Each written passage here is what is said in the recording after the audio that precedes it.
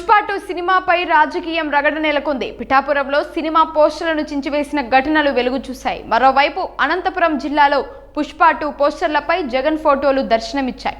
దీంతో పుష్ప సినిమాకు రాజకీయ రంగు అంటుకున్నట్లయింది.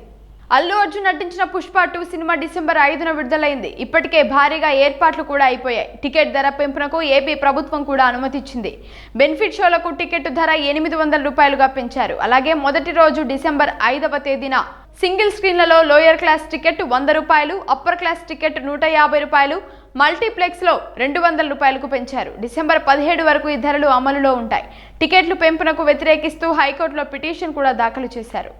ఇదిలా ఉండగా పిఠాపురంలో పుష్ప 2 సినిమా పోస్టర్లను చించివేశారు. పిఠాపురం మొత్తం పోస్టర్ల చించివేత కనిపించింది.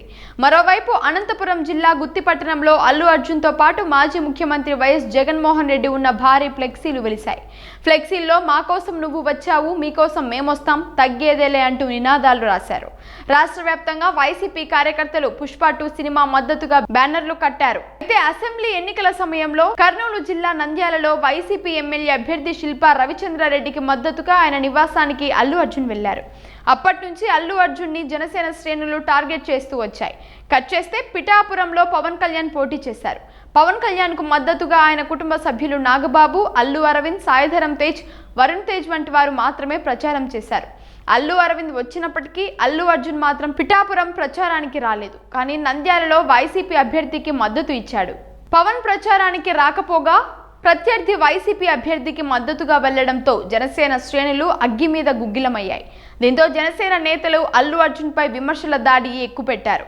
ఇదే సమయంలో సినిమా విడుదల కూడా వాయిదా పడింది. దీంతో డైలాగ్ వార్ కు బ్రేక్ ఇచ్చినట్లయింది. ఇటీవలి సినిమా విడుదలకు తేదీ ప్రకటించిన తర్వాత మళ్లీ రగడ షురూ అయింది. జనసేన నాయకులు పెద్దగా స్పందించకపోయినా జనసేన కార్యకర్తలు మాత్రం దీనిపై సోషల్ మీడియా వేదికగా వ్యాఖ్యలు చేస్తున్నారు.